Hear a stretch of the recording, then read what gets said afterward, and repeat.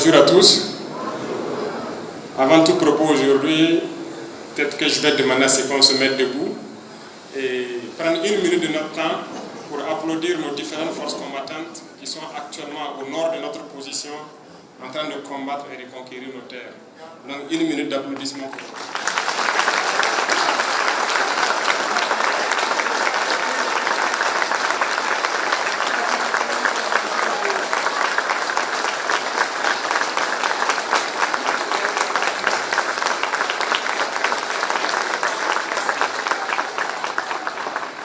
Merci beaucoup à tous, je vous en prie. Et on souhaite prompt rétablissement à tous ceux qui sont blessés et que Dieu accueille nos camarades tombés dans le royaume des cieux.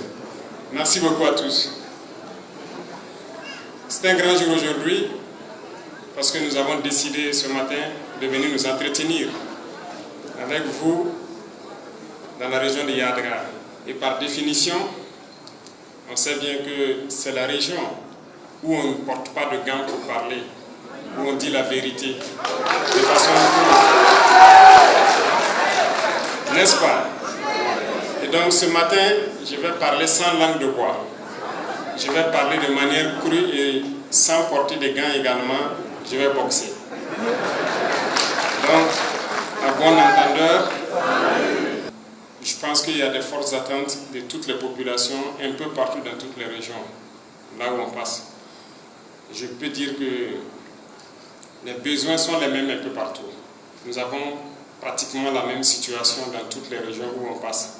Et donc c'est pour dire que nous sommes conscients de la situation, nous connaissons le mal, comme l'a dit quelqu'un, nous connaissons la maladie, et tout ce que nous faisons aujourd'hui, c'est pour soigner le mal. Il y a beaucoup de choses à faire, et je l'ai toujours dit, en un claquement de doigts, je ne peux pas tout résoudre. Ce n'est pas possible. Mais nous faisons les efforts que nous pouvons. Nous nous sacrifions pour que nous puissions atteindre nos objectifs dans le plus bref délai. Et si nous avons décidé d'entamer cette mission, c'est parce que nous avons jugé nécessaire qu'il fallait que notre peuple connaisse le bonheur également.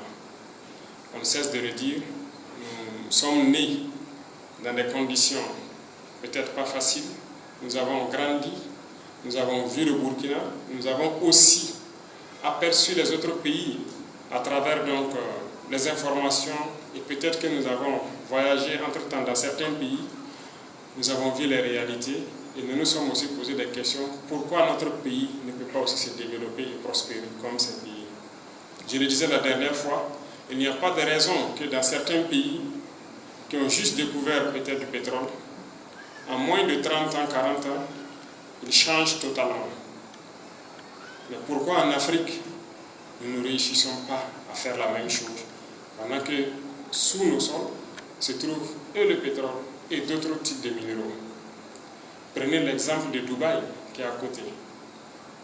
30 ans en arrière, il y avait juste un ou deux immeubles dans la ville. Aujourd'hui, je suis sûr que beaucoup de gens ici du secteur privé se plaisent à prendre leur avion, aller à Dubaï pour aller faire des affaires. Et il ne manque pas de faire de petites vidéos pour montrer la beauté de la ville. Les immeubles ont poussé partout et trucs. Rien qu'à cause de l'exploitation du pétrole.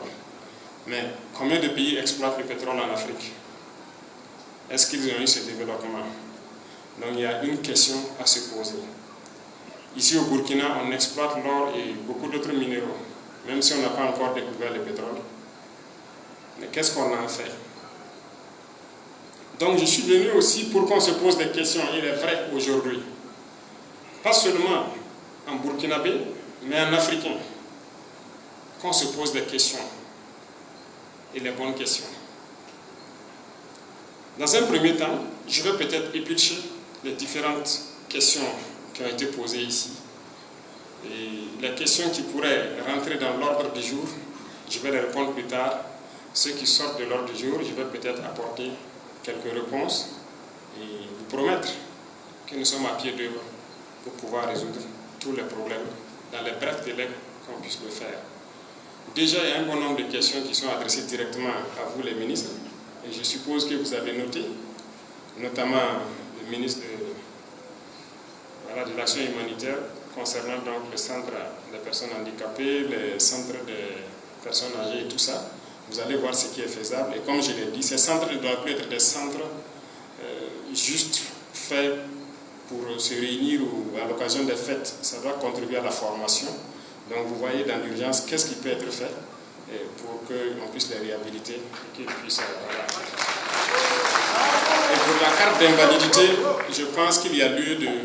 Vous allez voir qu'est-ce qu'il faut organiser avec les différents services pour que les gens puissent reconnaître la carte d'invalidité. Parce que ça ne sert à rien de les émettre et que les gens, arrivés dans des services, ils ont des difficultés avec. Donc vous voyez quel mécanisme vous mettez en place pour pouvoir le faire. En plus de cela, je pense que c'est à l'endroit de nos camarades étudiants également. La question des restaurants universitaires de cité, ça nous tient la gorge comme ça. Les infrastructures, les trucs, ça nous tient beaucoup la gorge. Mais soyez sûrs d'une chose, on a déjà commencé. L'initiative est lancée, on a déjà commencé. Et tout ce qui sera fait dans le milieu de l'éducation, je suis sûr que dans 10 ans, les gens seront surpris. Mais nous avons de vastes programmes pour pouvoir mettre les élèves et les étudiants dans les conditions de dignité surtout, et qu'ils puissent bosser. C'est vous l'avenir du pays. Voilà, c'est vous l'avenir. Nous, on a fini les études. Nous, on ne repartira plus étudier. Mais on veut faire en sorte que, je disais au ministre, si on doit construire et vous mettre dans les conditions, que ça nous donne l'envie nous-mêmes de repartir étudier encore. Donc, ça va venir. C'est vrai qu'il y a eu beaucoup de centres universitaires qui ont été construits avant nous, mais il n'y avait pas d'infrastructure. Donc aujourd'hui, on a commencé avec les amphithéâtres un peu. Les restaurants vont venir, les cités vont venir, mais en un claquement de doigts, je ne peux pas résoudre tout ça aujourd'hui. C'est vrai que les politiciens ont passé le temps à flatter les gens. Chaque fois dans les campagnes, on va vous faire ça, on va vous faire ça. Moi, je ne peux pas prendre ces engagements. Mais je vais peut-être vous surprendre et là où on peut le faire, on va le faire. Je le dis parce que tout de suite, j'ai causé avec le Balou Nara, où il me parlait de la route Waïguya-Tougan, une route sur laquelle donc, ceux du secteur privé ont insisté là-dessus. Il me faisait comprendre que cette route, on les a promis le bitumal avant que moi-même je ne naisse. Il est là. Il dit les années 75 ou je ne sais quoi, depuis ce temps, on vous disait, le financement est acquis, on va bitumer. Et chaque 5 ans, vous avez voté, vous avez voté, vous avez voté. Et la route est toujours là, c'est pas bitumée. C'est la même chose. Toutes les routes, un peu partout au Burkina, c'est comme ça. C'est pour dire, bon, il y a beaucoup d'anciens politiciens ici. Hein. Vous voyez que ce que vous avez fait, ce n'est pas bien. Vous avez flatté les gens.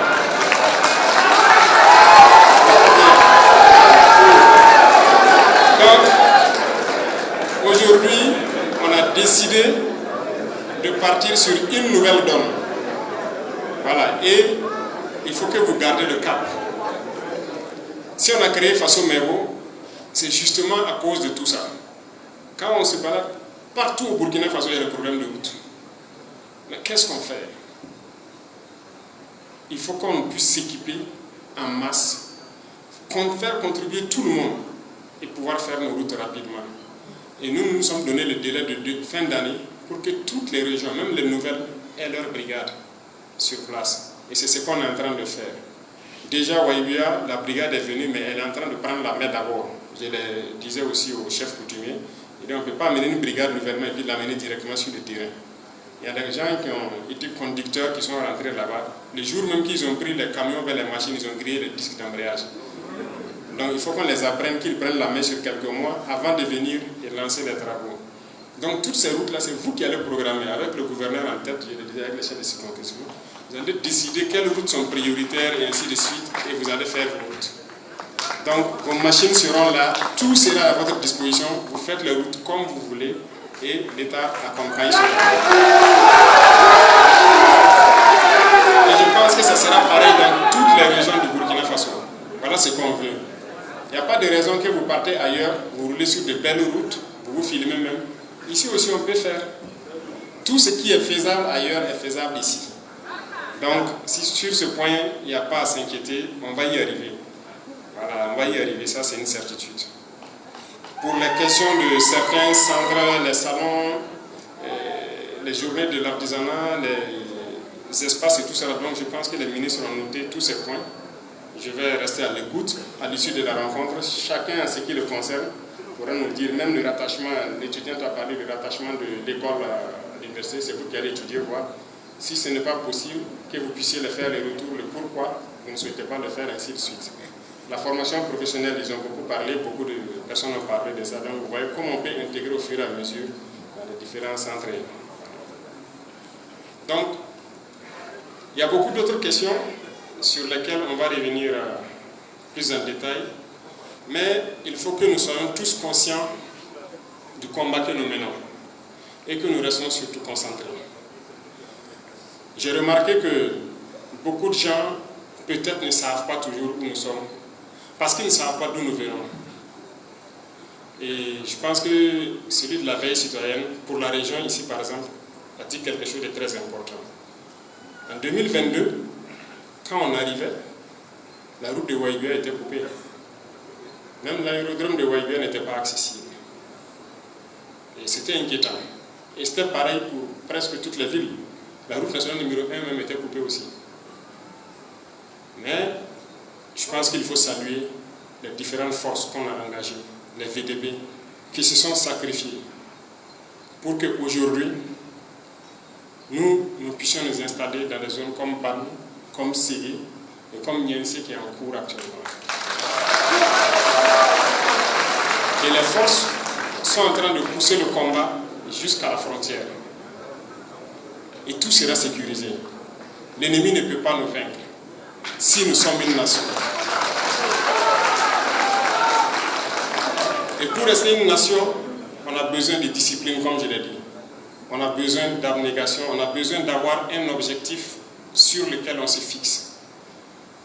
Et là, c'est de ça qu'on va parler en long et en large. Si on n'a pas un objectif, on va errer dans la nature, on ne saura pas où on part.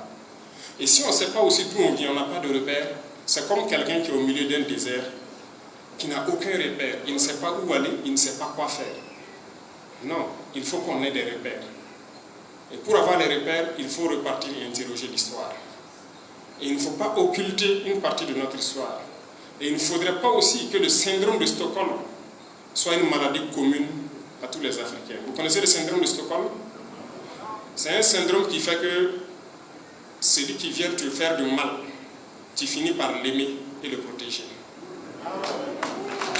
Est-ce que vous comprenez? C'est-à-dire l'agresseur, là, celui qui te fait du mal, qui te torpille, tu finis même par l'aimer et tu le défends, tu le protèges. Beaucoup de gens sont atteints de ce syndrome de Stockholm. Que ce soit ici au Burkina ou en Afrique en général. Parce que l'Afrique a beaucoup souffert. Et on a voulu effacer l'histoire de l'Afrique. Et beaucoup même ne connaissent pas l'histoire de l'Afrique. Mais pourtant, on ne doit pas être ignorant. Il faut qu'on connaisse notre histoire pour savoir où on va. L'Afrique n'était pas comme ça. Reconnaissons-le. Je vous ai dit une fois, si nos ancêtres, dans nos brousses, on se balade, on voit que les ancêtres étaient capables de prendre la terre et enlever le fer. Mais pourquoi aujourd'hui on ne peut pas le faire? C'est qu'on a perdu quelque chose entre-temps. Et qu'est-ce qu'on a perdu? Comment on a perdu? Ce sont ces questions-là qu'il faut se poser. Et une fois qu'on se pose ces questions et qu'on a les réponses, on est guéri de notre maladie du syndrome de Stockholm. Et ces questions, il faut les poser de manière courageuse et les affronter. Et comme je l'ai dit, nous ne sommes pas des politiciens à éviter les problèmes. Nous, on affronte les problèmes et on les résout. On ne les déplace pas. Et il y a beaucoup de sujets dans nos sociétés, quand on veut aborder, c'est tabou, c'est truc. À peine les politiciens vont dire, si vous vous amusez ici, vous allez perdre votre base électorale, vous allez... Bon, nous on va aborder ces sujets, on va se dire la vérité. Et puis bon, si vous appréciez c'est ça, si vous n'appréciez pas aussi, c'est ça. Mais c'est notre histoire. Et il faut qu'on se rappelle de notre histoire, d'où nous venons, qu'est-ce qui nous a été fait pour qu'on soit comme ça. C'est un gros coup de gueule que je vais porter à tout le peuple noir, si je peux dire. Ici à Waïguia. Et pourquoi Waïguia? Je vais vous dire pourquoi Waïguia. Waïguia, ça veut dire quoi? Venir se prosterner. Ce que je vais dire aujourd'hui, c'est le départ d'une nouvelle manière de faire. Et par ça, Si vous acceptez qu'on y aille, ceux-là qui nous agressent viendront se prosterner ici au Burkina. Mais si vous ne comprenez pas la portée de mon message, le lendemain ne sera pas bon. Et je veux qu'on s'écoute attentivement, qu'on comprenne ce qui se dit. Parce que beaucoup de gens ne savent pas ce que nous vivons. Ce matin, je disais aux différentes forces, il faut que tout le monde sache pourquoi on se bat. Nous, on ne s'est pas levé un matin, aller agresser quelqu'un. Ils se sont levés avec des armes, venir agresser au Burkina Faso. C'est ce qui s'est passé et la guerre est partie. Ça fait peut-être plus de 10 ans. Quand les premiers sont venus, ils ne sont pas venus avec des bâtons, mais des biscuits. Ils sont venus avec des armes et ils ont tué. Et c'est ce que nous vivons. Très bien. Pourquoi ils nous combattent? Aujourd'hui, tout le monde doit le comprendre. Ce sont nos richesses, nos sous-sols et tout. Donc s'ils peuvent nous tuer tous et prendre nos terres, ils vont le faire. D'ailleurs, c'est ce qu'ils le font. Il faut que donc on soit conscient de cela. Et pour le faire, ils passent souvent par nous-mêmes, nos propres frères et tout. Vous voyez, la dernière fois, lorsqu'on a décidé de rompre les relations diplomatiques, je m'étais dit que bon, dans les 2 semaines, 3 semaines à suivre, ils vont réagir. Mais vous voyez, la condescendance fait que les gens deviennent bêtes. Ils sont tellement devenus fous et bêtes qu'immédiatement la réaction est là. Parce que dans leur tête, c'est quoi? Comment un nègre peut dire à moi, le maître, de quitter? C'est ça qui se passe dans leur tête. Et là, c'est systématique, comme ce qui s'est passé en temps de l'esclavage. Il faut attraper ces nègres-là, les donner une correction pour que les autres voient que ça ne se passe pas comme ça. Ils ont fait pousser dans toute leur rouaille pour venir faire des attaques meurtrières à Gaïri, à Solam, à Seba. Parce qu'à Gaïri, ils ont attendu que le Bir passe par Tafada pour l'escorte logistique. Il restait en peine une compagnie et ils sont venus très nombreux pour assaillir la ville. À Solam, ils ont fait l'erreur, ils sont tombés sur des gendarmes déterminés là-bas, qui les ont matés bien. À Seba, pareil. Mais, c'est pour vous dire quoi? Avant de lancer ce genre d'assaut, vous voyez, les esclaves de salon, vous voyez leur chaîne de télé là, quand vous prenez certaines chaînes, certaines émissions, c'est des noirs qui présentent. Des noirs français en fait, qui ont la nationalité française, mais c'est des noirs qu'ils utilisent pour présenter ces émissions. Et leurs correspondants, c'est des noirs aussi. Tu vois, même des Burkinabés qui ont jeté cailloux sur leur patrie, qui sont quelque part, c'est eux qui sont leurs correspondants et tout. Ces jours-là, ils se sont préparés. Vous voyez, ils se maquillent avant de rentrer dans les studios. Ils ont fini tout leur maquillage et tout. Ils attendent les résultats de l'attaque pour monter sur le plateau et puis dire ils ont tué tant de RDS ici, ils ont rasé telle ville. Ça prouve que la sécurité, ça ne va pas. Comme il y a un qui avait menti grotesquement au niveau de l'Union européenne pour dire que ça ne va pas au Burkina. Donc ils s'apprêtaient à confirmer leur mensonge. Quand ils ont fini de se maquiller et tout, ils ont appelé, on dit ah, c'est pas bon. Hein. Ils sont restés en deuil. Ils ont fait plusieurs jours de deuil. Il y en a qui ne pouvaient plus se démaquiller, ils sont là, ils tournent. Ça ne pas quoi dire. Tout le mensonge a été ravalé. Nous, on est assis, on les regarde. Ils sont comme ça. Mais ils ont toujours utilisé le noir contre le noir. N'allez même pas loin chercher. Nos ennemis sont avec nous. Et ça m'amène à vous donner un conseil général. Vous voyez, nous sommes en révolution et on a pris une ligne. Et il faut que les gens restent concentrés. Beaucoup de gens disent qu'ils sont concentrés, ils sont révolutionnaires. Mais c'est vous encore qui partez suivre les pages des apatrides là et vous croyez à ce qu'ils racontent. Et vous vous affolez, vous inquiétez. Et vous êtes dans des états de trucs. Pourquoi? Restez concentrés. Moi j'ai entendu beaucoup de bruit dernièrement et tout. Et encore vous-même, vous contribuez à créer même peut-être même des problèmes sans vous rendre compte. Vous voyez, on a lancé une opération de diaspora baroque. Souvent on fait ces opérations pour tester la fiabilité de notre État. Est-ce que les gens investissent dans notre pays ou pas? Vous voyez qu'on a eu plus que ce qu'on voulait. Et c'est pendant cette période que toutes les communications, ah ça ne va pas au Burkina, on attaque ici, ça ne va pas au sommet de l'État, on fait ci, on fait ça. Et beaucoup de gens sont inquiets, ils nous appellent le truc. Je vais vous dire une chose, que ce soit clair dans la tête de tout un chacun. Le contexte que nous vivons, ce n'est pas le contexte de 1987. Que ce soit clair. Moi, je n'étais pas en prison et que quelqu'un est venu en prison me chercher après un coup d'État pour me mettre au pouvoir, comme ce fut le cas avec Blaise Sankara. Donc, c'est carrément différent. Parce que oui, Sankara était en prison, Blaise a quitté à Pau, il est venu, il l'a libéré, il l'a mis au pouvoir. C'est normal qu'on parle peut-être de numéro 1, de numéro 2, je ne sais quoi. Ce n'est pas notre contexte. Moi, quand j'ai quitté avec mes hommes, j'étais en tête, il n'y avait pas un seul soldat devant moi. Donc, c'est pas la même chose. C'est pas que je suis venu à Ouagadougou, aller m'asseoir, me cacher dans une villa et puis dire aux gars, allez-y faire. Et puis le soir, je me bombe la poitrine devant la RTB. Ce n'est pas comme ça. Quand la 14-5 a tourné, j'étais à moins de 100 mètres et j'étais la première victime. Donc, évitez de faire l'amalgame. Il n'y a ni numéro 1, ni numéro 2, ou numéro combien. Il n'y a pas de numéro. Il n'y a pas deux capitaines dans un bateau.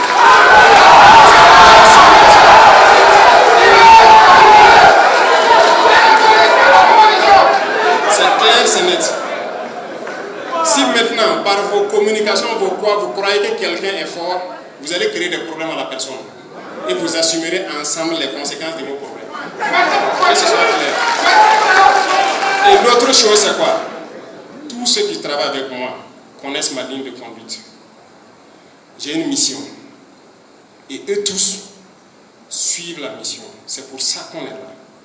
Et si quelqu'un merde, je vais te mater sans état d'âme.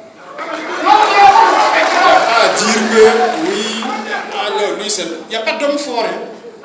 Il n'y en a pas. Et j'en viens encore à vous, les gars du secteur, les opérateurs économiques, qui souvent disent ah non, il faut aller négocier avec telle personne, l'homme fort. Il n'y a pas d'homme fort avec moi. Non, arrêtez ça. Parce que c'est vous qui mettez des choses dans la tête de certains. Et les gens peuvent se croire vraiment forts. Si tu quittes, tu poses des comportements anti-révolutionnaires tout de suite, moi je vais te punir. Ça, de toute façon, je prends toujours le temps de vérifier, avoir les preuves, et je vais t'appeler, t'asseoir devant moi et puis te dire voilà, voilà, et je vais te punir.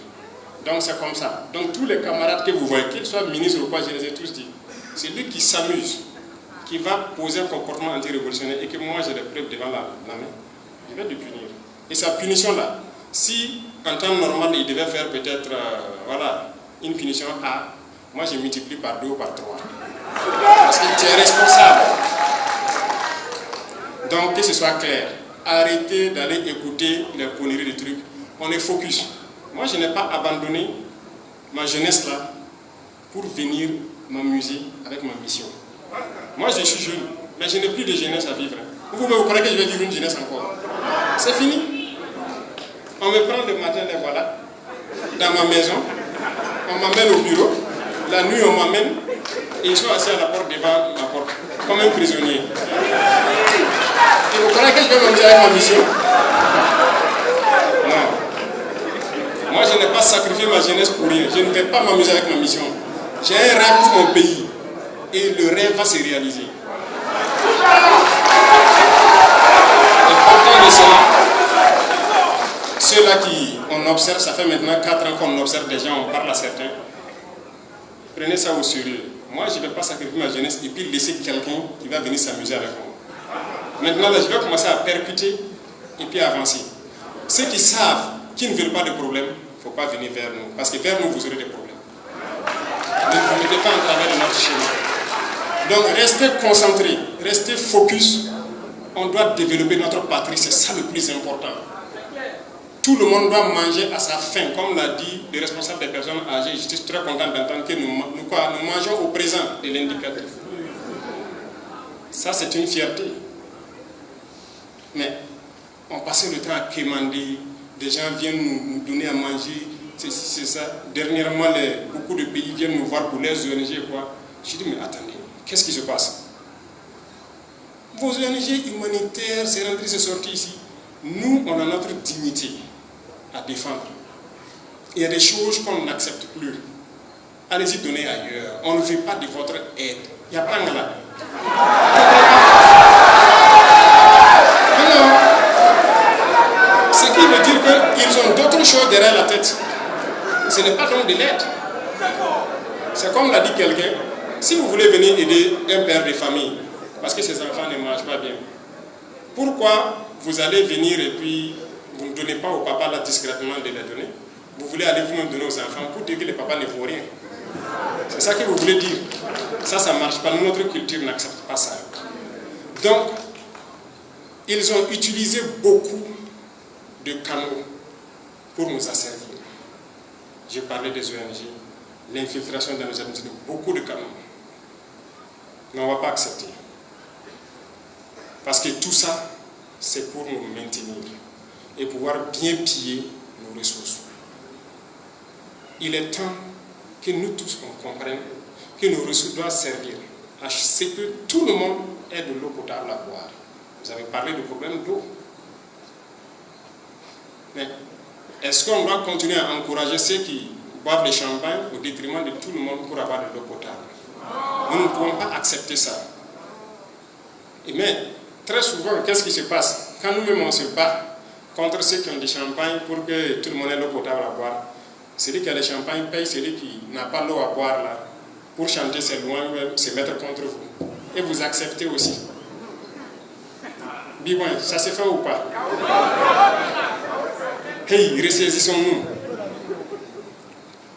Il y avait des problèmes de Hawaïa depuis des années. Ça va se résoudre tout de suite. En tout cas, le Premier ministre a lancé des travaux la dernière fois. Je suis passé ce matin, j'ai vu les tuyauteries qui viennent avec force sur Waïguia, et il y a un barrage qui doit être construit, c'est ça? Qui va participer à ravitailler tout Waïguia. Donc le problème d'eau va se résoudre d'ici là. Vous n'aurez plus de problème d'eau. Les années passées avec les bidons jaunes, comme vous l'avez dit, c'est fini. Inch'Allah, ça va finir. Mais tout ça, c'est le sens de notre combat, c'est de la dignité.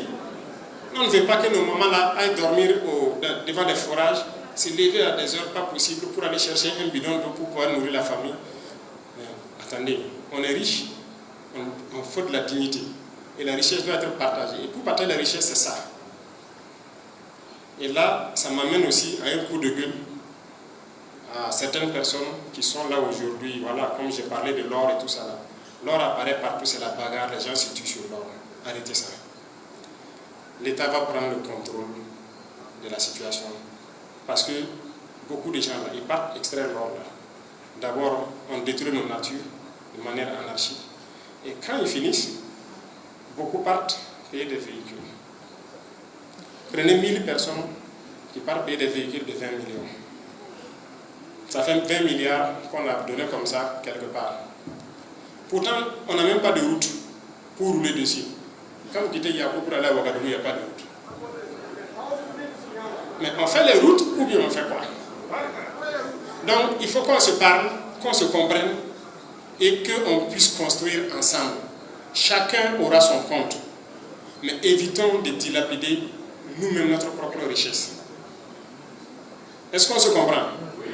Ce n'est que l'introduction. Pour que vous compreniez un peu là où je parle. Parce que je vais vous choquer aujourd'hui. Et choquer tout le monde. Alors, revenons au sujet. Vous devez comprendre la contexture générale. Qu'est-ce que ces gens-là veulent de nous et qu'est-ce que nous-mêmes on veut de nous-mêmes? C'est de ça qu'il s'agit. Je vais vous raconter deux choses qui vont nous ramener un peu à tout ce qu'on est en train de dire. Vous savez, entre nos quatre murs, il y a des choses qui se disent avec ceux qui viennent nous voir. Souvent qu'on n'a pas envie de dire, ou bien qu'on choisit le moment approprié pour dire. Aujourd'hui, je vais vous raconter deux histoires. Et sur ces histoires, je vais commenter pour que vous compreniez que nous devons nous battre et nous devons surtout être plus intelligents. Parce que c'est grave ce qui nous guette si jamais on ne comprend pas. Vous voyez, Lors de l'interview passée, je disais qu'un jour, je vais parler de quelque chose concernant le consommation local et tout ce qui va. Un jour, des gens de services secrets d'un pays occidental sont passés nous voir. Ils nous ont proposé des produits, 4 produits, pour mettre dans la nourriture et envoyer dans les zones où il y a des terroristes. Ces produits se mettent dans tout, dans les boissons, que ce soit la bière, la sucrerie, dans la cigarette, dans le riz, dans le lait, ça se met dans tout. Et il y a un des produits, son travail c'est de tuer le cerveau. C'est-à-dire pour que la personne ne puisse plus réfléchir. Ça ferme petit à petit vos neurones. Voilà, en tout cas, ça vous rend bête. Et au bout de quelques années, donc, la capacité à réfléchir, à faire les choses diminue. Il y a un des produits, ça c'est la capacité physique. Si la personne était capable de courir 12 km au bout de quelques années, ça serait peut-être 6 km, 4 km, il devient faible. L'autre, c'est la somnolence. Il va commencer à devenir, je ne sais pas, les médecins savent qu'est-ce que ça touche et tout. On a écouté attentivement et on a demandé le nom des produits. Ils ne nous ont pas donné et ils sont partis. Mais avant de partir, on les a demandé, est-ce que vous avez déjà expérimenté quelque part? Est-ce que ça marche vraiment? Sinon, pourquoi on va payer et puis faire ça? Parce qu'ils sont venus nous proposer, c'est pour que les zones où il y a les terroristes, que ces individus-là s'affaiblissent et dans peu de temps, dans quelques années, on peut les écraser facilement en fait. Ils nous ont dit que oui, ils ont déjà utilisé ça quelque part. En Afrique, quelque part en Asie également. Ils ont déjà utilisé ça plusieurs fois. Vous savez, ce qui m'a fait froid,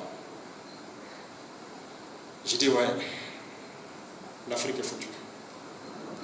En fait, ils utilisent ça déjà en Afrique. Ça, c'est une certitude. C'est à regarder certaines populations, même chez nous ici. Regardez le comportement de certains, la réaction de certains. Regardez aujourd'hui les jeunes garçons là. Nous, nos grands-parents, avec 4 femmes, 5 femmes, 10 femmes, ils arrivaient à les satisfaire. Aujourd'hui, c'est vrai que c'est pas vrai. Hey, c'est la révolution, on ne cache rien. Ce qui peut être dit pour sauver, il faut le dire. C'est la réalité. Prenez les jeunes gens aujourd'hui. Ils sont là, ils ont des problèmes. Ça ne va pas. Regardez les problèmes d'enfantement. Les gens sont là, des fausses couches, des problèmes pour enfanter, c'est rentré, c'est sorti ici. Vous croyez que c'est pour rien? Regardez certains pays en Afrique. Vous pouvez faire les statistiques. Il y a des pays qui sont 2 fois, 3 fois, 4 fois plus grands que le Burkina, mais qui n'ont pas la population de Ouagadougou. Ils sont en train de finir. Hey, Africains, on ne va pas se réveiller. Est-ce qu'on ne peut pas travailler nous-mêmes et puis nous nourrir et continuer de consommer ce qui vient d'ailleurs et on ne sait même pas ce qui est dedans? Et le comble de l'Africain, c'est quoi? Souvent, les Blancs eux-mêmes sortent et puis dire que tel truc qui se vend en Afrique là, c'est pas ce qui se vend en Europe. Ils ont mis quoi. On a vu le scandale avec Nestlé, Nido et autres là. Le lait qu'ils vendent à leurs enfants là-bas, c'est pas le même qu'ils vendent en Afrique et tout. Mais le noir, il n'est pas d'accord. Non. Lui, il veut consommer ce qui vient de chez nous. C'est pour dire à nos mamans, le consommation local là, c'est une bataille. Et c'est pour ça qu'on fait, on veut réfléchir à faire toutes les unités de transformation possibles. Pour qu'on consomme ce qu'on produit et éviter d'importer ce que nous ne savons pas. Parce que c'est un problème grave. Si on cherche à nous exterminer depuis longtemps, est-ce que vous êtes conscient de ça? Les gens sont venus. D'abord les conquêtes arabo-musulmanes. Ça fait plus de 1000 et quelques ans d'esclavage en Afrique. Cette partie d'ailleurs qu'on cherche à effacer de notre histoire. Et beaucoup de gens ne savent pas, ils sont ignorants de ça. Qu'on a fait plus de 1000 ans d'esclavage avec les Arabes. Et le dernier marché d'esclaves a fermé, c'était en Médine en 1962. Vous faites semblant ou bien vous ne savez pas. Et là, on castrait les hommes valides là, on les castrait pour qu'ils n'enfantent plus. Ça n'a pas pu finir l'Afrique. Les Occidentaux sont venus pendant 400 ans. nous déporter, aller travailler, nous tuer de toutes les manières possibles. Mais l'homme noir a résisté toujours. Mais pourquoi c'est aujourd'hui que nous ne pouvons pas nous rendre compte de ça, résister et changer la vapeur? Pourquoi? Tellement ils nous ont traumatisés, nous barbarisés, que nous-mêmes on les aime maintenant, on les aime plus que nous-mêmes. C'est ça le syndrome de Stockholm dont je parlais. C'est ça le problème. Et si on ne prend pas conscience de ça, on est perdu. On est fini. Parce qu'ils continueront à nous terminer d'une manière ou d'une autre. Et c'est ce que je vous raconte là, par des produits qu'on injecte et tout. Regardez le noir. Il aime plus ceux qui l'ont agressé hier que lui-même sa propre personne. Sylvie Ziri. Ils sont nombreux parmi nous. Si vous ne connaissez pas l'histoire, lisez. Vous verrez, personne ne nous aime. Il faut que ça, on soit conscient de ça. Mais c'est quelle inconscience d'aller chercher à l'amour de celui qui ne t'aime pas. Pourquoi? Je disais l'autre jour au Premier ministre, c'est en 1994. En 1994, en France, ici, en Nantes, il y avait un parc animalier qu'on appelait quoi, Bamboula, parc, c'est quoi là? Un parc animalier comme ce qu'on a à Zinaré et un peu partout là. Donc les gens partaient regarder les animaux. Mais vous savez, il y avait quoi dans les parcs en plus? Des Noirs. Oui, une trentaine d'Ivoiriens étaient là-bas. Et c'est des Ivoiriens principalement qui étaient dans le parc pour représenter aussi une race d'animaux. 1994, le parc était toujours là. Et ce sont les Blancs qui sont battus pour qu'on ferme le parc. Ce n'est pas des Noirs qui sont battus. Vous ne connaissez pas votre histoire. Et vous êtes là, vous aimez ceux qui vous ont opprimés hier. Mais on est comment? Qu'est-ce qui ne va pas? Et ça m'amène à la deuxième histoire. En 2023, j'ai reçu des gens. Et il y avait un monsieur que j'appelle Daniel dans le groupe, un Français, qui a dit, Monsieur le Président, vous savez, vous êtes la même phrase, la fameuse phrase, vous êtes en avance sur votre temps, ce que vous voulez faire, votre peuple ne vous comprendra pas. Et il dit, vous voyez Sankara, il était en avance sur son temps, il a voulu bien faire. Mais vous voyez, quand on a tué Sankara, c'est passé comme une lettre à la poste. Voilà le terme qu'il a employé. Effectivement, personne n'a branché. Vous avez acquiescé, vous avez apprécié, alors qu'il n'y avait plus la révolution. Qui est sorti marcher contre la mort de Sankara et tout. Et je lui ai dit, mais oui, mais les époques ont changé, c'est tout quelque chose. Il me dit non. Il me dit, Monsieur le Président, le noir est maudit. Il me dit, excusez-moi, mais le noir est maudit. Ils ne pourront jamais comprendre ce que vous voulez faire. Ils ne pourront jamais être constants. Vous allez voir. En temps normal, si je n'étais pas président, il partirait avec des dents en moins peut-être. Mais je me suis agrippé à ma chaise, serré le cœur et j'étais assis, je l'écoutais. Et il m'a rassuré que vous ne comprendrez jamais ce que je vais faire. Et qu'il viendra un moment où vous allez exprimer ça. Et tout. J'ai dit merci et je les ai dit au revoir. Vous voyez, je me suis rappelé de lui il n'y a pas longtemps. Et à quelle occasion? Parce que ce monsieur est de la DGSE. Et vous voyez qu'ils ont manœuvré tout. Ils ont tout tenté. Tout ce que les gens souhaitent, c'est la guerre civile au Burkina. Là, si vous tuez, on vient piller l'or et puis on repart, c'est tranquille. Il y avait un monsieur à l'ambassade ici qui a fui avant qu'on expulse l'ambassade. Sûrement par la complicité de certains, je suis en train de vérifier. Un certain Emmanuel, peut-être qu'il va entendre mes propos. Je sais. Lui et les chargés d'affaires ont rencontré beaucoup de gens dans le monde artistique, voilà, le monde culturel et tout, pour préparer les esprits. Et surtout le monde de la communication aussi. Parce que leur objectif, c'est d'agir au plus tard en août pour mettre fin à notre révolution.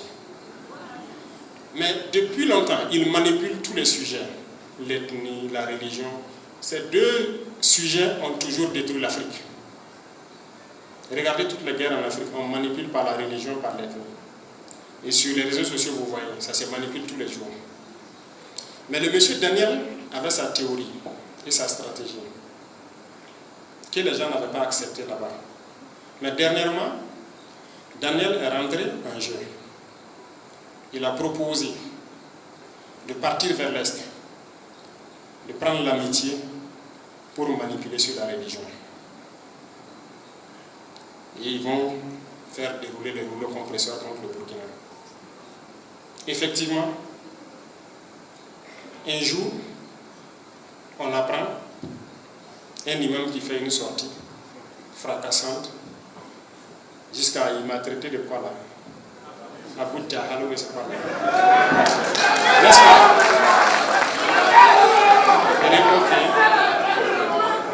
Après cela, le lendemain ou le surlendemain, il y a une petite minorité estudiantine qui se font appeler les rouges vifs, qui font, comme ils ne sont pas nombreux, ils font sur Facebook des déclarations qui n'ont rien à voir avec la situation. C'est le plan de Daniel. Et je crois que ceux qui devraient suivre, ce sont les syndicats, qui devraient aussi se retrouver à bout de travail pour des déclarations et espérer dérouler le rouleau compresseur contre nous. Quand on a dit d'arrêter ce monsieur en question, effectivement, c'est ce que Daniel voulait, qu'on l'arrête. Et si on l'arrête, on va voir maintenant la suite des événements. Au passage, ce monsieur-là est foncièrement mauvais. Et il est foncièrement malhonnête, et je vous le dis pourquoi. La loi sur laquelle il a parlé, il a lu la loi, il a compris la loi. Ce n'est écrit nulle part qu'il est interdit de prier dans les services. Nulle part. Mais c'est ce qu'il a dit. Pour manipuler des écervelés qui vont le suivre. Ah, il veut interdire la prière. Ah, il veut interdire la prière. Moi, j'ai musulman aussi. Mais comment on peut être manipulé et ne pas avoir un petit sens de réflexion? Ça veut dire qu'il est très mauvais. Ce n'est pas qu'il ne sait pas, il sait. Mais il a dit qu'on a interdit de prier. Pourtant, c'est faux. On a dit de ne pas ériger. Tu peux prier dans ton bureau, tu peux, si le de tu peux sortir dehors sur ton arbre, prier. Ça, il n'y a pas de problème. On n'a pas interdit de prier. Même sur la place publique, ce n'est pas écrit quelque part dans cette loi-là qu'on ne prie pas sur la place publique. On a juste dit de prendre des autorisations. Et qu'on sache que les gens prient là-bas. Imaginez, vous partez, vous priez quelqu'un, les pompiers viennent pour passer pour aller un incendie, et puis la route est barrée quelque chose. Il faut que, chez les pompiers, là, ils peuvent vous dire, chaque matin, normalement, on dépose chez eux les autorisations que la mairie donne pour les activités sur les voies publiques. Pour que quand ils veulent sortir pour des interventions, ils savent le passer. Donc, on n'a jamais dit qu'on ne prie pas sur la place publique. Mais ce monsieur, il a dit ça. Bref, je ne vais pas commenter ce qu'il a dit. Mais comme il est fort, il se croyait fort. Puisqu'en 2019, il a même créé une police islamique, comme c'est quoi là. Et les politiciens ont eu peur, ils n'ont rien fait. D'accord. Je répète encore, il n'y a pas deux capitaines dans un bateau. Que ce soit clair. Celui qui cherche ses problèmes, il aura ses problèmes. Quand on l'a arrêté, qu'est-ce qui s'est passé? Les gens sont sortis aussi. Ces soi-disant partisans prennent les rues et les réseaux sociaux en train de foutre la merde. Les forces de l'ordre sont sorties. Ils ont mis l'ordre. Mais c'est pour dire quoi? C'est ce jour que je me suis rappelé de Daniel. Et j'ai dit, ce monsieur, il faut que je reparte et remémorer tout ce qu'on a discuté. Est-ce qu'on est vraiment maudit ou pas? À son temps, j'ai vu des gens qui ont fait des publications, qui ont parlé. La religion au-dessus du pays, quoi. Tu quittes le pays, tu pars là où tu penses qu'on va te recevoir parce que tu es musulman. Mais c'est quelle bêtise. Partout où vous partez dans ce monde, on demande d'abord ton passeport et de quelle nationalité. C'est ça qui te permet d'entrer quelque part. Si quelqu'un pense que la religion peut lui permettre d'arriver quelque part, il n'a qu'à partir. Non, là. Et il faut que nous, les musulmans, on fasse attention. faut être modéré. Et ça, je salue parce que c'est uniquement une minorité en fait extrémiste qui est dans ce contexte. La majorité là, d'ailleurs même les bons imams qu'on entend prêcher le truc là, nous-mêmes on va maintenant les encourager, c'est eux qui vont former les gens à l'islam. Mais les radicaux là, on ne va pas s'entendre. Si tu es radicaliste et tu penses que ton pays là est en deçà de toi, de ta religion, tu sors, tu pars où tu veux. Est-ce qu'on est maudit ou pas? C'est la question que je veux qu'on se pose aujourd'hui. Je vais vous développer un certain nombre de sujets. Et on va se poser des questions. Quand on a décidé que tout le monde doit manger à sa faim, on a payé des tracteurs, on a payé les intrants, on a fait faire des semences, tout, l'agriculture a avancé, on a pu bien produire. Et donc, depuis quelques mois, on a décidé d'interdire l'importation du riz, c'est ça? Parce qu'on a produit assez de riz pour qu'on puisse manger. Et le marché, donc, pour le réguler.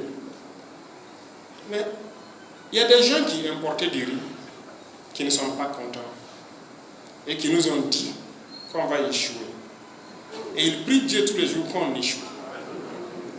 Lui, il préfère prendre l'argent du Burkina, aller payer le riz du paysan en Asie pour venir, mais il n'aime pas que ce soit nous, nos paysans, qui bénéficient de ça. Est-ce qu'on est maudit ou pas? Donc il y a des gens qui sont quand même maudits. Sinon, ça ne se comprend pas. Vous allez détecter à travers mes propos tous ceux qui ont le gène de la malédiction en eux.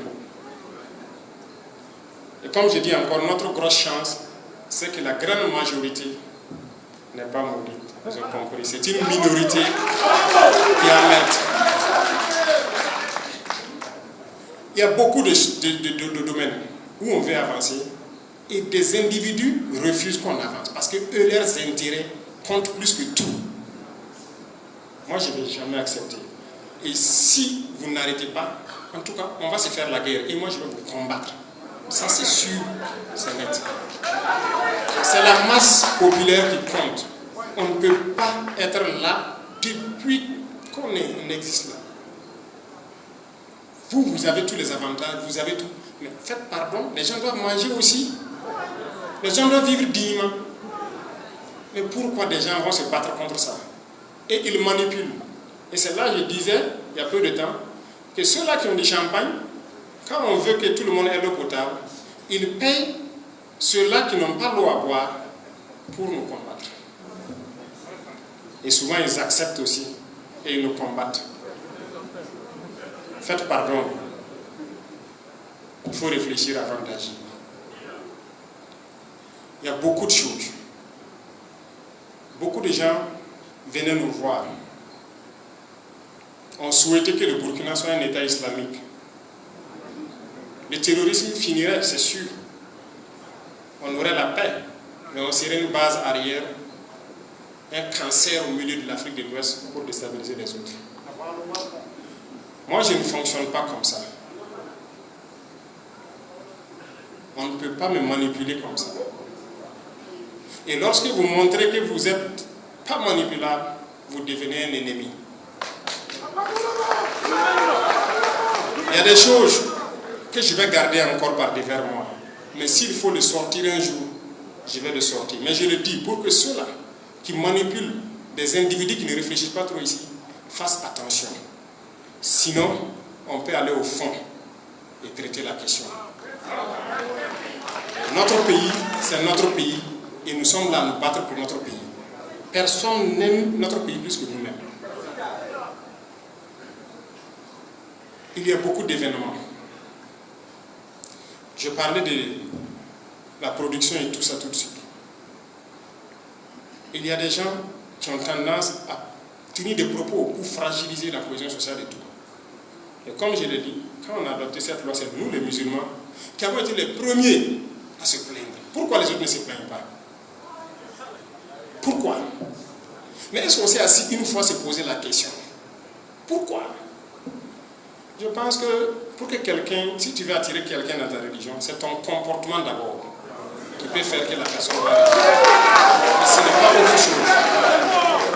Et on ne peut pas forcer quelqu'un. Tout le monde est créature de Dieu.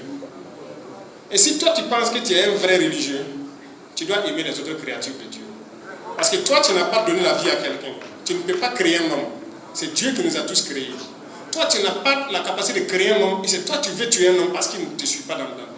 Pourquoi? Mais posez-vous les bonnes questions. Est-ce qu'on est maudit? Mais regardez, le christianisme, beaucoup en Europe sont chrétiens et tout. 2026 là, de nos jours, vous entendez c'est qui veut tuer son frère parce qu'il y a une discussion de c'est parce qu'à cause de la religion, il n'aime pas son frère ou veut tuer son frère. Vous avez entendu ça quelque part? Allez-y en Arabie Saoudite, qui est le berceau même de l'islam. Est-ce qu'aujourd'hui en Arabie Saoudite, les gens se font la bagarre ou veulent se tuer parce que l'autre n'est pas musulman?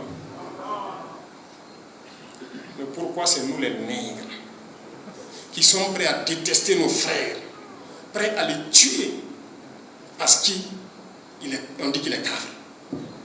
Pourquoi? Tu es prêt à les tuer et tu n'es pas capable de donner vie. Et tu sais bien que Dieu t'interdit de tuer. Le vrai musulman, quand un moustique le pique, il n'a même pas le droit de le tuer. Il doit l'attraper et lui couper une aile. C'est ce qui est dit. Donc arrêtez ça. Au lieu de vous pomper la tête, oui, il est venu pour combattre l'islam. Si c'est ça là, si c'est ça qui est votre islam là, on va combattre ça. Ce n'est pas sérieux. On dit que c'est une religion de paix. Mais les extrémistes là, il faut vous ressaisir. Si vous ne vous ressaisissez pas, en tout cas le combat est entier. C'est ça qui a amené le terrorisme, c'est l'extrémisme. Qui dit que non, l'autre, il faut le tuer. Parce que. Pourquoi? Non, faites pardon, doucement. Doucement. Il y a des gens même là. Toute chose qu'il veut faire, ah non, ça c'est pour les cafres, ça c'est cafre. Morel, toi tu as fabriqué quoi?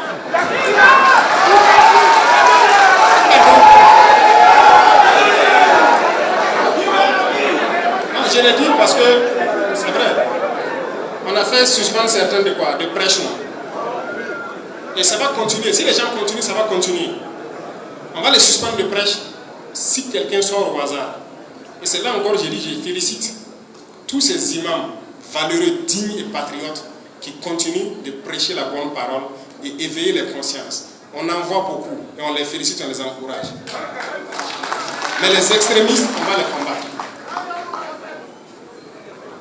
Si tu penses que tu peux vivre au 7e siècle, tu pars, tu trouves une brousse, tu t'assois là-bas et tu vis. Puisque normalement tout est haram. Hein. L'eau de l'Onéa là, les tuyaux et quoi là, c'est un café qui a fabriqué.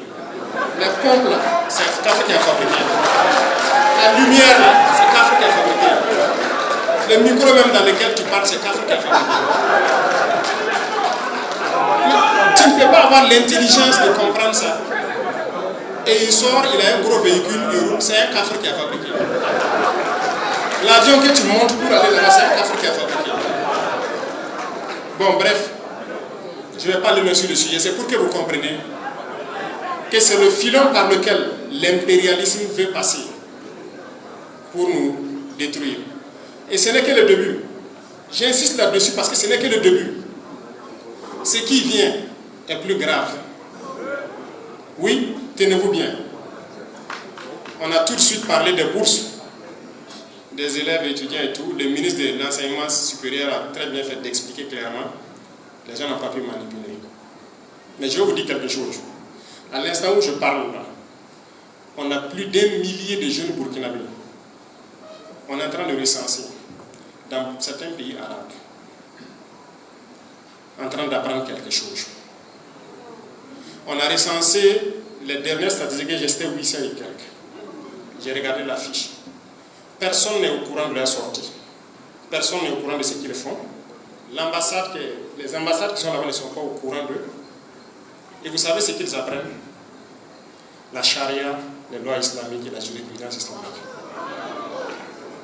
Personne de ces 800 et quelques qu'on m'a montré la liste la dernière fois, n'apprend un seul métier. Personne. C'est pour venir appliquer la charia ici. Vous voyez pourquoi c'est bien de contrôler ceux qui sortent. C'est pourquoi je dis la phase importante est devant nous. Ces gens-là, je vais les faire revenir. Celui qui ne va pas revenir, c'est qu'il n'est plus burkinabé. Mais il faut qu'on change. Si nous, c'est-à-dire vous-même les imams ici, vous ne pouvez pas former nos jeunes à l'islam, il faut laisser. Ce n'est pas sérieux. Et je pense que vous pouvez. Et nous-mêmes, nous allons prendre en compte ces financements-là. Que ce soit les jeunes catholiques, les jeunes protestants, les jeunes quoi, nous-mêmes, on va trouver la formule, les traditionalistes, on va financer nous-mêmes tout ce qui est religion. Il faut noter ça, on va trouver un budget pour ça. Parce que beaucoup de gens sont attirés vers ça à cause de l'argent, rien que l'argent.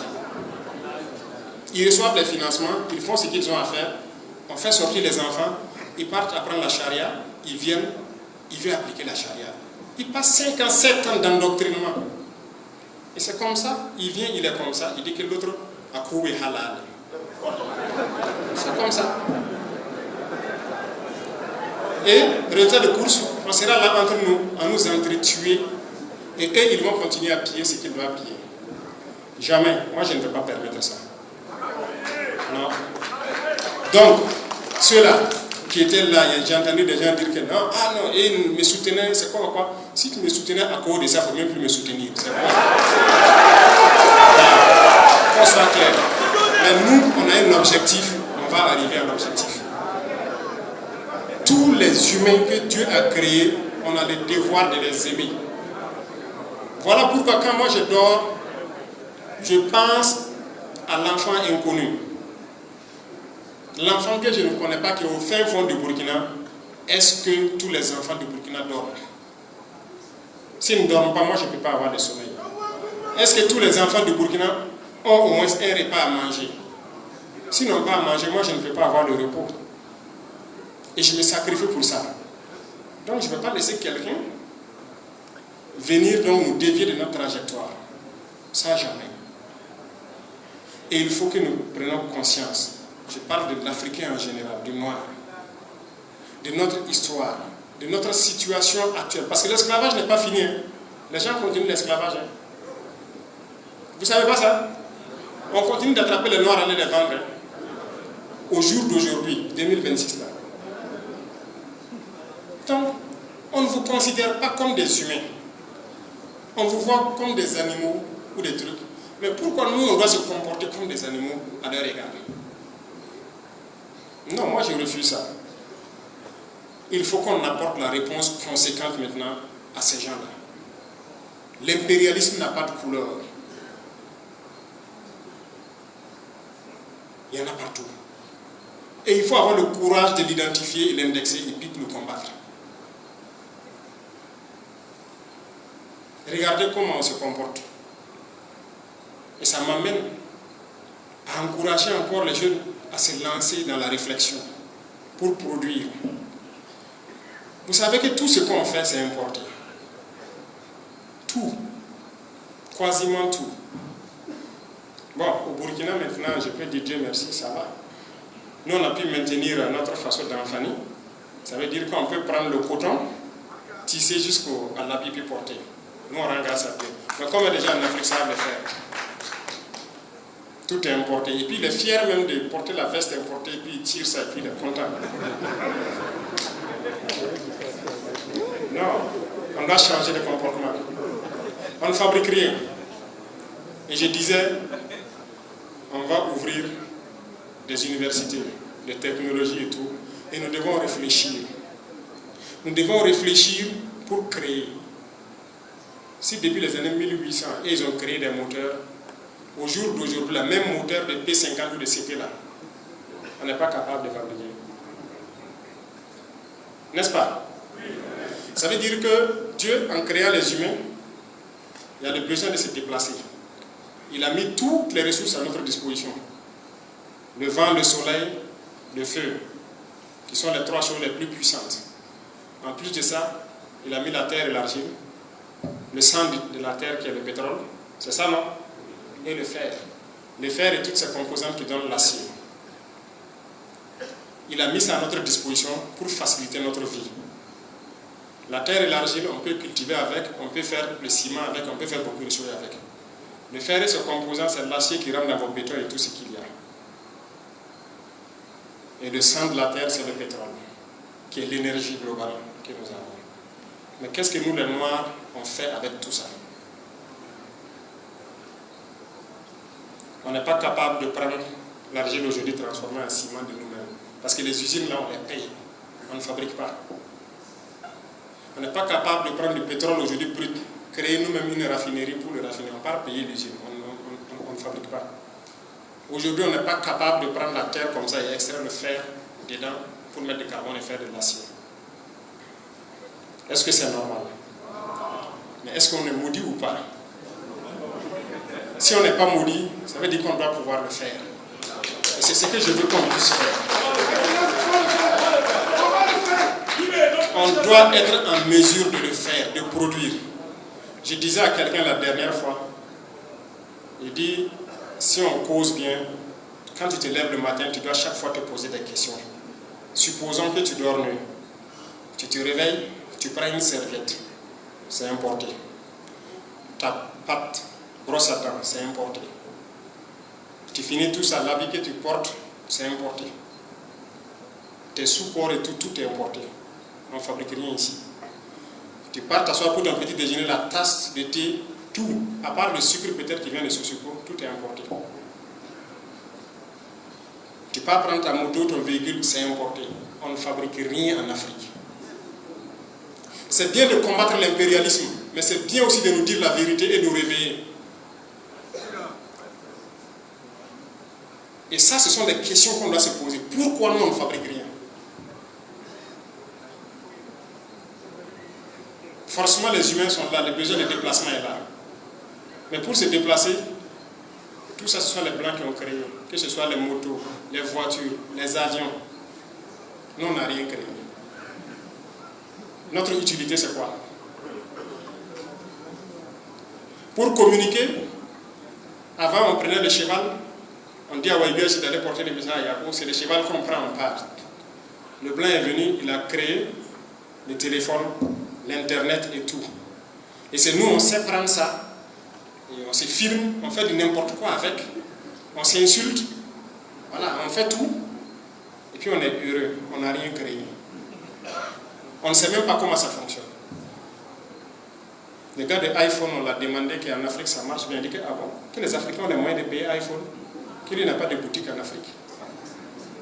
Mais, nos sœurs, là, excusez-moi, ça ne se bat derrière les derniers numéros de iPhone. Pour faire quoi avec? On n'est même pas au courant de vous-même. Mais cherchons à fabriquer, cherchons à comprendre, au moins copier. Il y a beaucoup de choses que Dieu a mis à la disposition des humains. Mais il faut qu'on utilise notre cerveau pour transformer la chose. Si les gens nous ont esclavagisés, on a eu du retard. Mais aujourd'hui, il n'y a pas d'explication, il n'y a pas de raison. Il faut rattraper en copiant. Si on ne le fait pas, c'est qu'on refuse d'utiliser notre cerveau. Et si on refuse d'utiliser notre cerveau, ça veut dire quoi? Vous connaissez ce que ça stipule? Hein? Qu'on est contre Dieu. Puisqu'on veut dire qu'il n'a pas eu raison de nous donner un cerveau. Nous, on n'en avait pas besoin. Les autres vont faire, nous, on va prendre. Donc ça veut dire qu'on a dit que Dieu s'est trompé. Et dans cette posture, on se met comme ennemi de Dieu, c'est pas bien. Voilà pourquoi il est fâché contre nous. Réveillez-vous. Réveillez-vous, c'est profond. Mais ne riez pas. Il est fâché contre nous. Parce que les Noirs refusent d'utiliser leur cerveau. On me dirait, oui, les Noirs ont créé des choses. Et puis après, ça y est où? L'effet tricolore, c'est un Noir qui a créé. Oui. Où est l'usine qui fabrique ça en Afrique? Tous les faits à Ouagadougou, c'était Sagem, c'est français. Le Noir a créé ça. On est malade. Tous les appareils aujourd'hui, IRM, scanner, quoi? Non, on fait quoi? On ne peut pas créer, oui, mais on ne peut pas copier. Travailler notre cerveau pour chercher à comprendre et puis faire. Notre cerveau ne nous sert pas. Vraiment, on veut dire à Dieu qu'il n'a pas eu raison de nous donner un cerveau. Moi, je ne suis pas d'accord. C'est pourquoi j'invite tout le monde à se poser des questions, surtout les jeunes, je parle surtout aux jeunes, pour que nous changions le paradigme.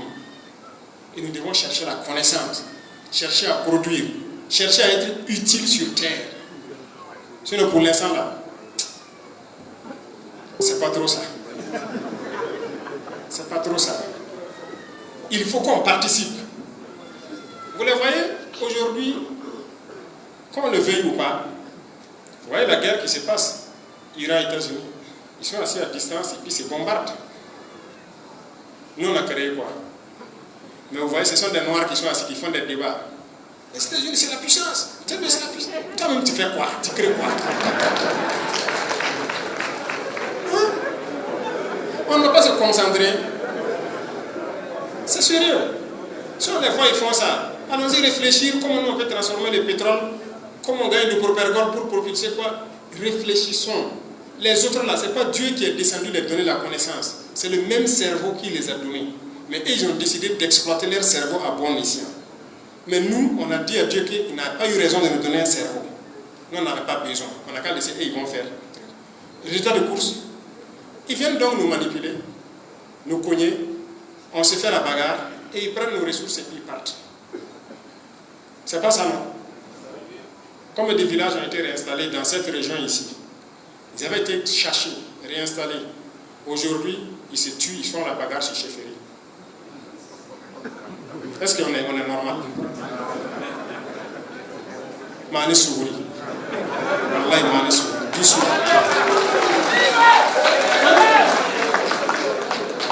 Non. C'est vrai, les politiciens aussi avaient gâté tout avant, mais maintenant c'est fini. On n'a pas besoin de se faire la bagarre sur ces choses-là.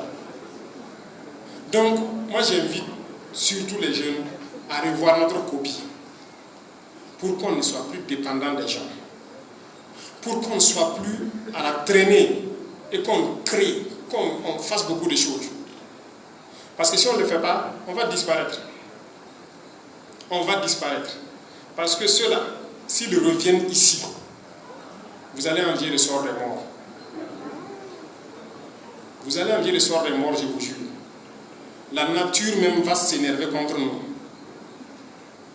Si aujourd'hui il se met à pleuvoir de certaines manières, on n'a même pas de bonne canalisation. Ça veut dire qu'il suffit que le ciel pleure plus que d'habitude, toutes nos villes sont parties. Il suffit que la terre se fâche et tremble un peu, tous nos bâtiments s'effondrent. Parce qu'on n'a rien fait. Dieu a fait qu'on n'a pas ces catastrophes naturelles-là. Mais pourquoi on ne profite pas? Regardez aujourd'hui la situation géopolitique du monde. Les plus intelligents comprendront quelque chose. C'est la face de l'Afrique. Dieu a ouvert une fenêtre pour qu'on puisse s'en sortir. Mais les gens ne voient pas. Ils ne voient pas. Et quand nous on fait l'effort de parler, de sensibiliser, oui, les plus intelligents comprennent, mais vous verrez les idiots demain, ils vont nous insulter. Ils vont nous insulter, ils vont se moquer de nous. Parce qu'il y en a, il y a des nègres qui sont comme... Vous voyez, c'est comme si nous, on a vu des nègres enchaînés sous des arbres. Leurs maîtres les maltraitent, la nuit ils partent les enchaîner sous les arbres, ils sont couchés là-bas. On dit on va aller les sauver. On fait tout le combat nécessaire. Traverser les champs de mines, les barbelés et tout. On arrive, on enlève les chaînes et on dit les gars suivez-nous, on va partir. Certains vont vous suivre. Mais il y a des nègres là. Il va crier, oh maître, il est venu me sauver. Viens remettre ma chaîne parce que je ne veux pas de problème. C'est ça. Il y a des nègres comme ça. Faites tout ce que vous voulez pour le déchaîner. Il va crier, oh maître, venez, venez. Il y a quelqu'un qui est venu pour me sauver ici, me déchaîner. Venez mettre la chaîne, moi je préfère rester avec vous. C'est malheureux. Et je parle à l'échelle de l'Afrique en fait. C'est malheureux. Moi, j'ai failli ne pas naître à cause de l'effet de ces gens. Moi, ma grand-mère, selon ce que je sais de l'histoire, Elle était presque, je dirais, la ménopause, mais elle a pu avoir 2 enfants.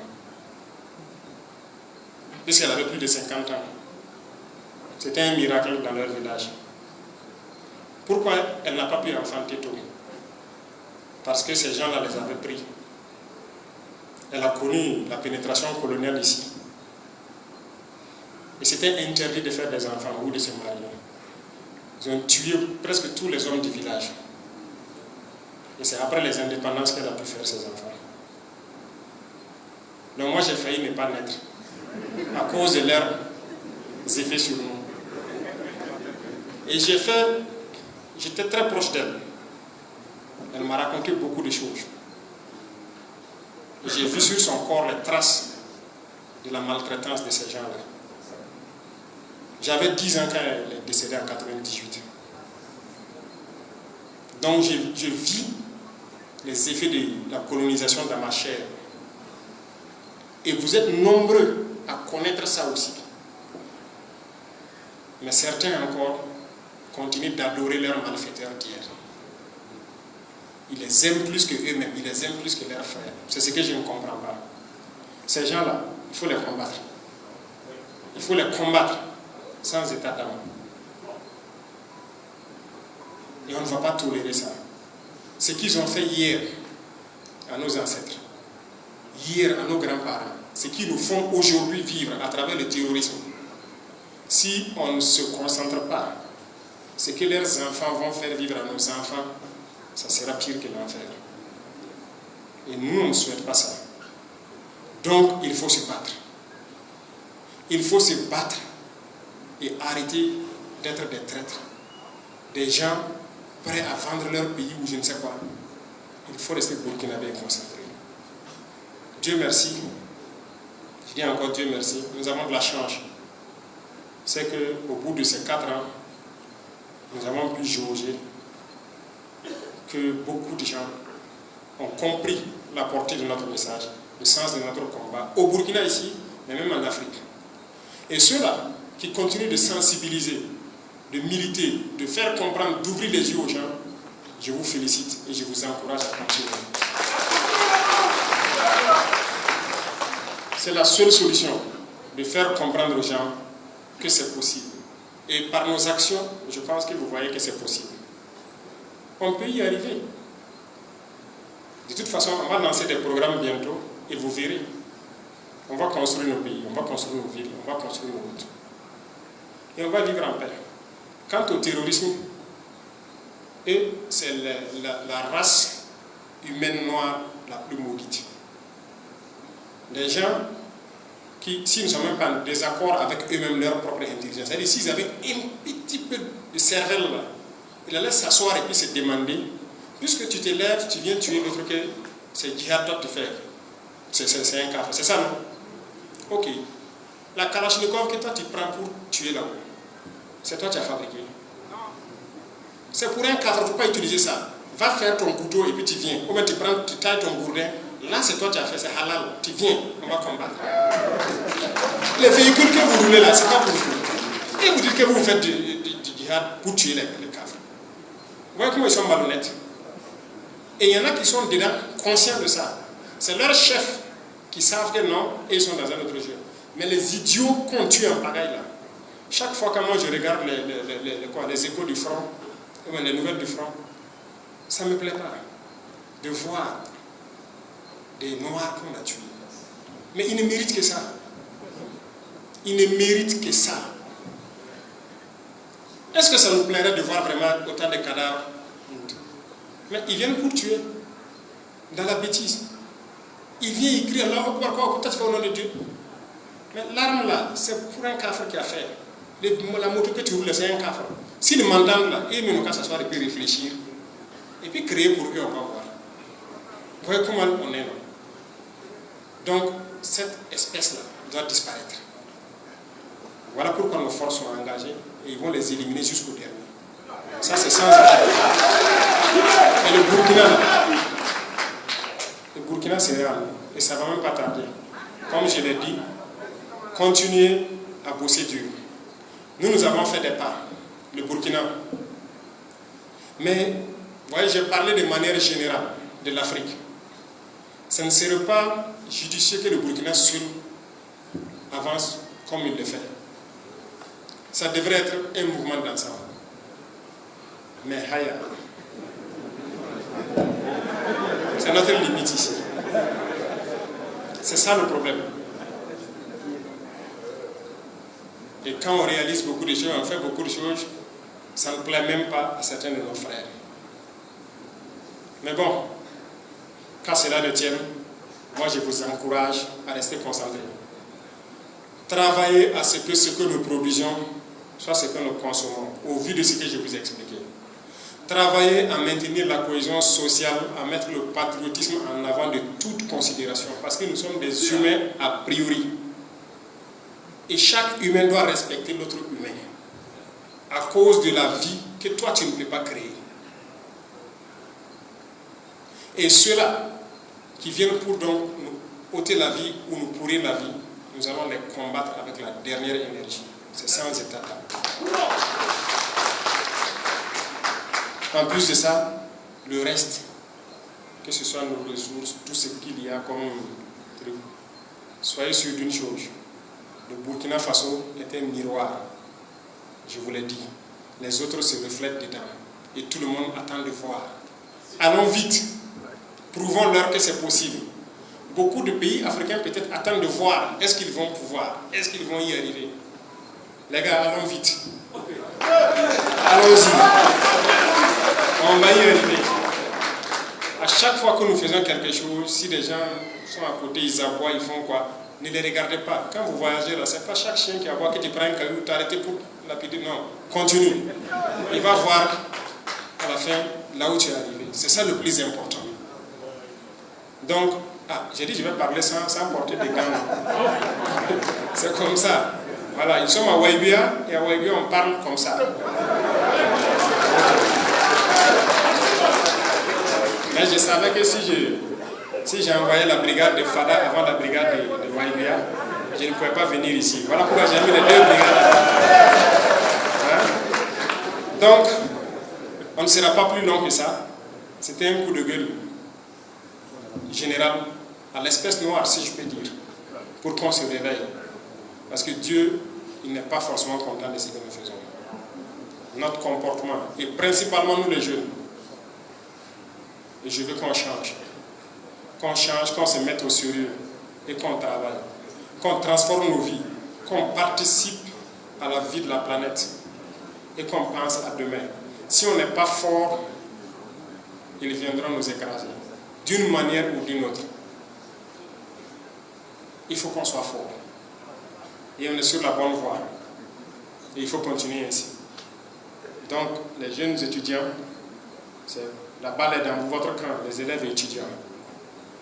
Travaillez, bossez, utilisez Internet pour chercher la connaissance. Copiez tout ce que vous pouvez copier. Nous sommes en train de mettre toutes les conditions nécessaires pour que vous puissiez réussir. Et dans les universités, quand on veut ouvrir les technologiques, ce n'est pas pour aller être ingénieur, sortir, venir s'asseoir dans le bureau. J'ai dit ça aux gens là. Si tu es ingénieur, tes thèses là, tu fabriques, tu copies quelque chose. Ou bien tu fabriques quelque chose. Sinon, faire les longs papiers, trucs là, on ne va plus donner ça. Voilà. C'est ça, et même les lycées techniques, il faut prendre ça en compte. Hein. Si en fin d'année, il doit faire une petite thèse ou quoi là, donnez-lui quelque chose, il n'a qu'à copier. Si c'est un pion d'un moteur, c'est quoi? Il n'a qu'à copier. Ou bien il crée quelque chose. Les longs papiers là, que thèse, il vient s'asseoir avec un gros boubou, il parle. On ne veut plus de ça. Si tu es technique, tu fais, tu prouves. Donc, je compte sur vous. Hein. Nous, on mettra toutes les infrastructures nécessaires, autant que possible, dans les lycées, dans les universités, pour que vous bossez et changez la vie. Et nos anciens qui sont là ici, avant qu'ils nous dévancent, mais ils doivent aller la tête haute, savoir qu'ils ont laissé une génération méritante. Voilà, et nous devons le prouver. Et nous sommes capables de le faire. Donc je compte sur tout un chacun. Passez le message. Et comme je l'ai dit, au sortir de cette salle, les plus intelligents comprendront mon message, mais ceux qui sont aussi fermés, ils vont commencer à m'insulter, me détester. Pakabamba.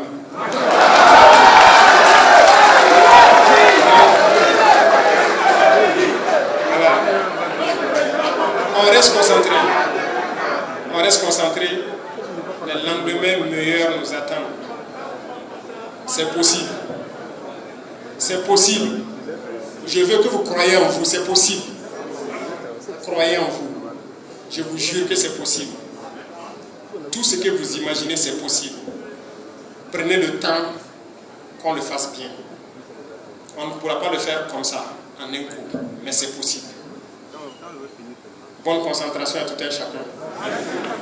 Que Dieu donne une bonne intelligence à tout un chacun. Que Dieu nous éveille, nous éclaire et nous illumine.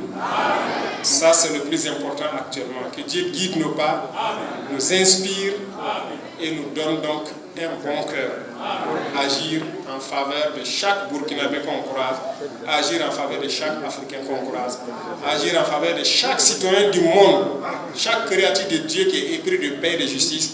Que Dieu nous aide à pouvoir agir en faveur de sa personne. Je vous souhaite donc une très bonne journée. Merci beaucoup à vous pour ce long temps d'écoute. Et que Dieu bénisse notre chère patrie, la patrie ou la mort.